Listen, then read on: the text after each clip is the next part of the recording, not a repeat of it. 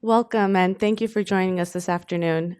My name is Nikita Desai. I'm the Director for Policy and Corporate Programs here at the Korea Society, and I'm delighted to welcome Kathy Zellweger, who is a presenter nationwide on topics on North Korea, but has also formally presented here at the Korea Society previously in 2012, I believe. So we're really happy that you're back with us.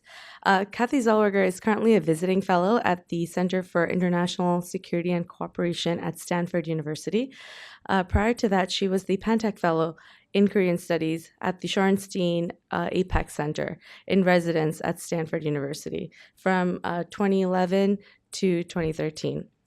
Most recently at Stanford, she taught an Insight into North Korea Society course for both graduate and undergraduate students, and she's a frequent presenter on the topic of the situation of North Korean people to audiences in the U.S. and abroad. Kathy Zellweger is also a senior aid manager with over 30 years of field experience in Hong Kong, China, and North Korea. She was based in Pyongyang for 5 years, from 2006 to 2011 as North Korea Country Director for the Swiss Agency for Development and Cooperation, an office of the Swiss Ministry of Foreign Affairs.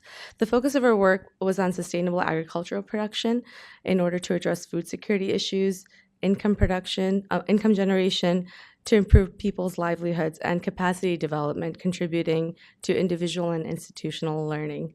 Kathy has years of experience and especially a knowledge of North Korea that very few people have after living 4 years and having constant interaction with the people on the ground there. So we're very happy to welcome her for this interesting presentation on people with disabilities in a changing North Korea. So please give her a warm welcome. Thank you.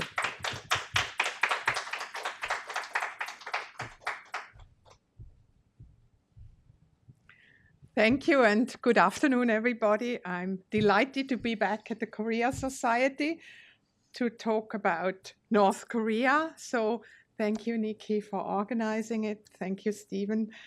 It's good to be back. And this time I'm speaking on a special topic, and that is people with disabilities in a changing North Korea. And later on, maybe we can go into what are the changes that I have observed there. It is exactly 20 years since my first visit to North Korea. I visited in April 1995 for the first time. And now I'm in the privileged position that I can look back at 59 visits in addition to a 5-year posting in Pyongyang for the Swiss government. Many things have changed, albeit not at the pace we would like to see change happening, and many things have still remained the same. But there is transformation taking place. People with disability in a changing North Korea. I have been involved in this field for many years, also in Hong Kong and in China, and therefore it's close to my heart. I'll give you first some facts and figures about North Korea and the people with disabilities. I will speak about local and international actors there, about the traditional services provided, recent developments and future needs. And at the end, I will illustrate my talk with some pictures. And then there will also be time for question, and doesn't mean that I always have the answers.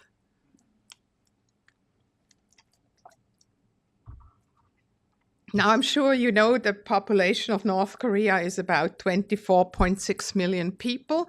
It's basically half of that of South Korea. In the press, you still read a lot about food problems. You still read about famine, but I must say it's no longer a famine in North Korea. What we have today is that about 2/3 of the people have a diet which is too much focused on carbohydrates with very little fats, proteins, and the micronutrients. And according to the latest UN report, about 1.8 million people are in need of specialized nutritious food to combat malnutrition.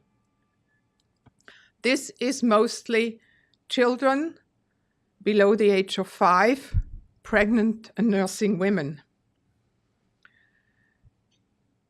When we speak of chronic malnutrition, and that's what is the situation today, about 28% of the children below the age of 5 are chronically malnourished.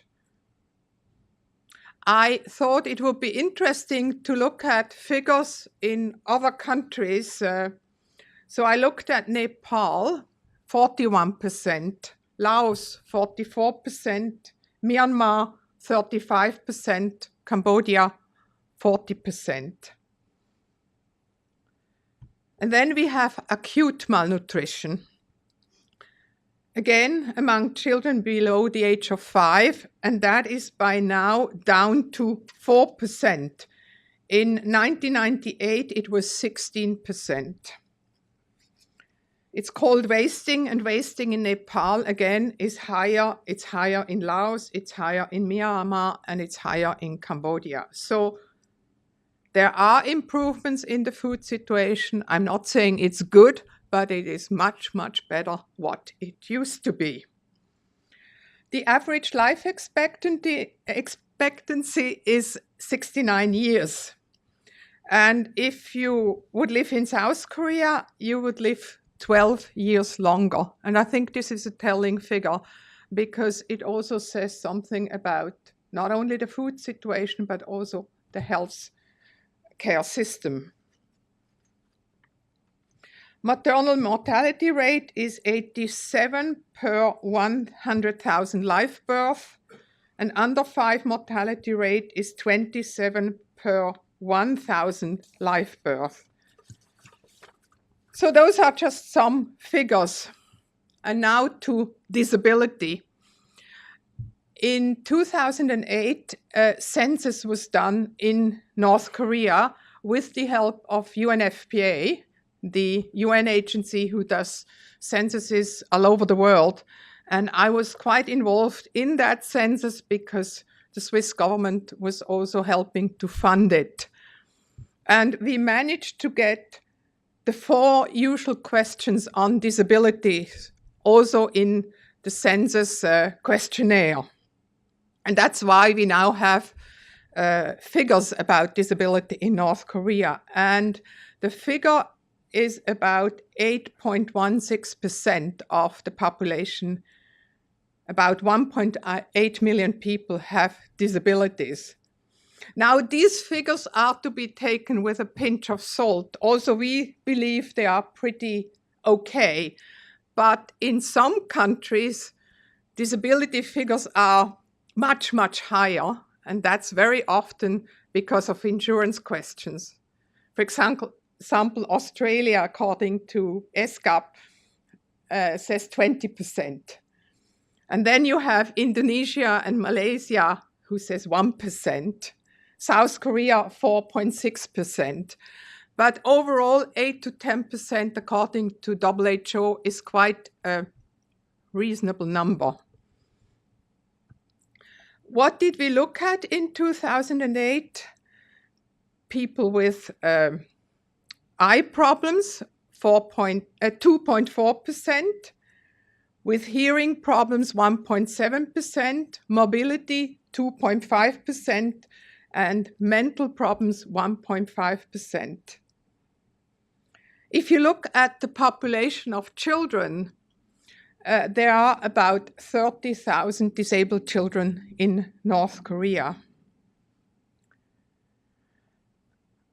I wrote a paper when I was at Stanford, actually with that title, and it's available on the internet. So I also looked at the situation in South Korea, and I quote from a study done by the University of Hawaii, focusing on South Korea, but it also holds true for North Korea. I quote, "Some Koreans believe that lifelong disability is a kind of payback for something they did wrong in the past. As a result, many Koreans with disabilities and their families often suffer from shame, helplessness, denial, withdrawal, and depression. Many view acquired disability as a result of some sort of bad luck or misfortune. And I think this is really also true in North Korea. It's also interesting to see how the North and the South refer to people with disabilities. And it's basically very similar, the terms they are using. It means person and then a person with an obstacle or with a hindrance. So my Korean is not good enough to give you the words in Korean. But life in North Korea is, of course, even more difficult. It's more challenging if you are disabled for the person, him or herself, and also for their families. So, are there local North Korean and international organizations working with people with disabilities? Actually, in July 1998, a cabinet resolution of the DPRK government established a civil society organization to represent the rights and interests of people with disabilities. Today, this organization is called the Korean Federation for the Protection of the Disabled, in short, KFPD. Furthermore, in July 2013, the DPRK signed the UN Convention on the Rights of Persons with Disabilities. Hopefully, ratification will follow soon, leading then to adjustments in laws and regulations. This convention was adopted by the UN General Assembly in 2006. The US was one of the 158 countries to sign the convention in 2009, but the US has so far also not ratified it. So it's not just the DPRK. KFPD, this organization, is under the Ministry of Health. The staff is paid by the ministry, but otherwise they have to look for their own funding in order to finance and implement projects and programs.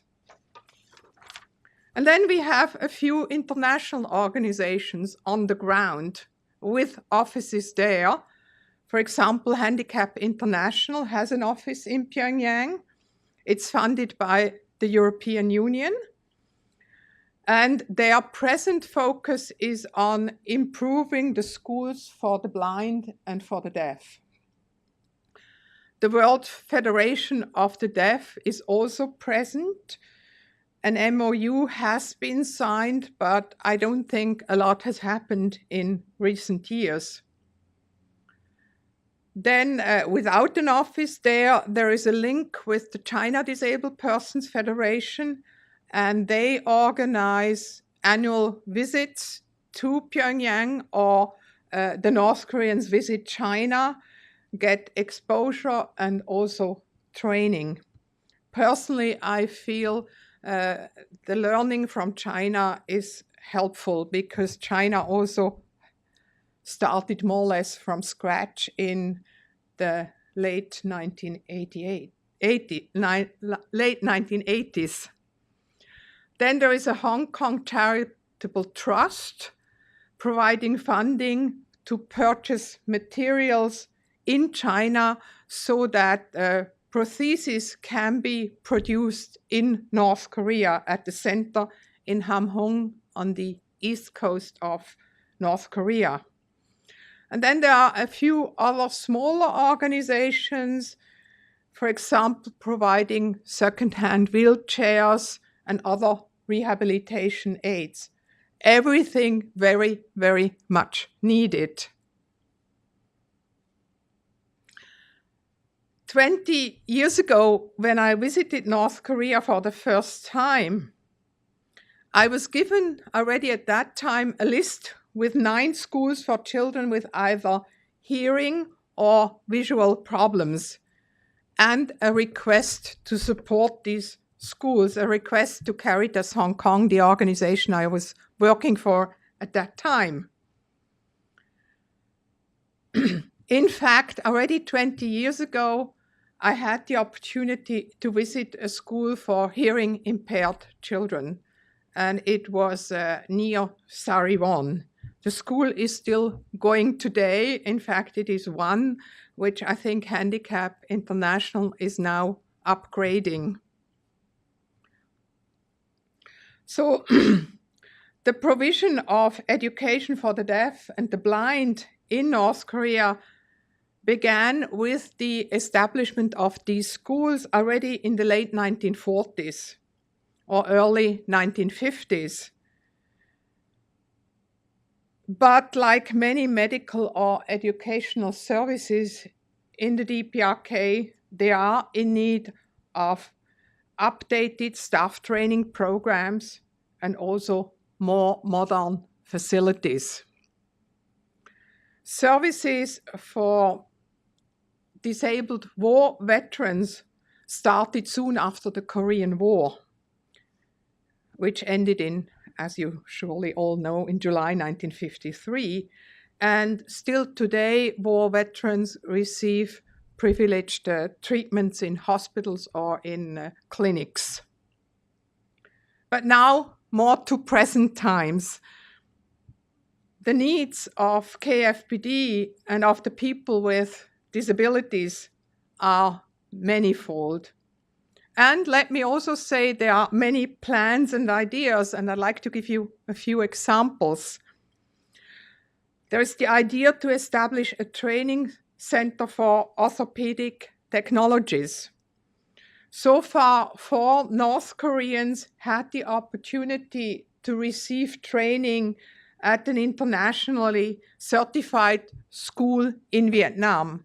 But of course, this is not enough. Then they would like to have more vocational training centers for people with disabilities so that they could also earn an income, basically, and and look after their families. And then improve the services for children with disabilities, especially those with intellectual disabilities, or Down syndrome kids, or those with multiple disabilities. And what is needed? First, a tool to assess the children, and then, of course, a treatment plan, be it in the medical field or be it in the educational field. A small daycare center for such children exists in Pyongyang, and it's country-wise the first center, and I've been there several times. In fact, I'm working with experts from Hong Kong there, helping to train the people, but also the parents of the children, and the children, of course. Then give disabled children and youth opportunities to participate in music, dance, and sports activities. Again, there is a small cultural center in Pyongyang, but there is also the rest of the country and not just Pyongyang. Awareness campaigns need to be organized so that disabled people can integrate better into mainstream society, and also increase preventive measures by promoting road safety for pedestrians and operators of vehicles, cars, trucks, motorcycles, and bicycles, because traffic has increased and there are more accidents. And what happens then is, because the healthcare services are pretty dismal, very often they have to amputate, and then you need prosthesis. Barrier-free access is another big issue. And also there are not enough assistive devices available for people with disabilities.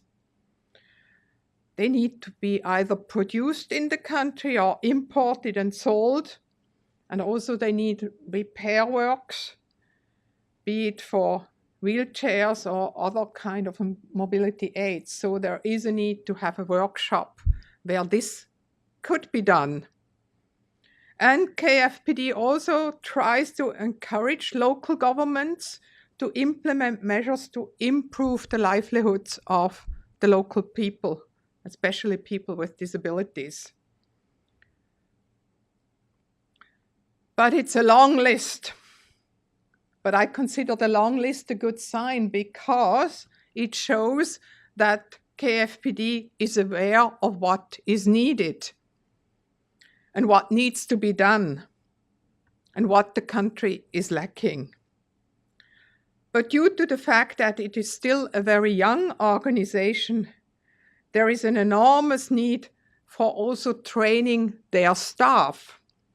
They have at present about 300 full-time staff members, but many are not really trained to work with people with disabilities. And then there is a lack of teaching materials, books, and other imports. They are all in short supply. What is my involvement today? Among other things, I am very much involved helping KFPD and helping people with disabilities. In fact, I'm in the process of setting up my own NGO in Hong Kong, where I lived for almost 30 years, and I'm more or less back there now, to help people in North Korea. And that means, for example, focusing on assisting with staff training programs and also exposure tours for people working with disabled, because it's very difficult for them to imagine what can be done if you have never seen a training center, what it looks like, be it in Hong Kong or be it in China. And at the same time, it's also important to help the parents to cope better, and of course the children too. I do this mostly with volunteers, experts in the field, former colleagues from Caritas Hong Kong. Another project I'm involved in is doing cataract operations. Cataract is the most common cause of blindness in the world, and North Korea also has its share. Many are unable to work, and then they consider themselves as a burden, and not only to their families, but also to society. And the backlog of operation is massive. They would need about 500,000 cataract operations to be done, and they are hoping to do 30,000 every year. My contribution is hopefully 3,000 per year. The doctors have been trained by a Nepali organization to do the operation. There are hospitals and clinics, but what they lack is the lens and the special fluid. And to think that a cataract operation means that a person can go back to work, support his or her family again, and be again part of society makes a huge difference. And have a guess, how much does it cost to import the lens and the fluid? Any guess? Well, it's an amazing $7. So to think that for $7 you can give a person his or her eyesight back, I think it's money well spent. I'm also building greenhouses at children's institutions. because that means that the children will get a better diet, more vegetables, and they can plant vegetables also during the harsh winter season and therefore get more vitamins. And I'm also hoping to bring medical doctors for short-term training to Hong Kong, very likely. So needs are many, ideas too. Whatever I can do also depends on the essential funding, but I do feel strongly it's worthwhile trying, because from my 20 years of experience, only engagement brings positive change for the people. Isolation and sanctions, I do question. A reminder, something I read some time ago, and it stayed with me.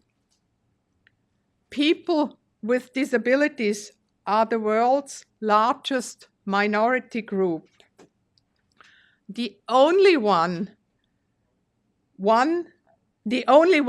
any person can join at any time. And I think we should not forget this. It could happen to us too. I think we're pretty much out of time, so I would like to close our session here. And if you would please join me in giving a warm round of applause to Kathy for her presentation. Thank you.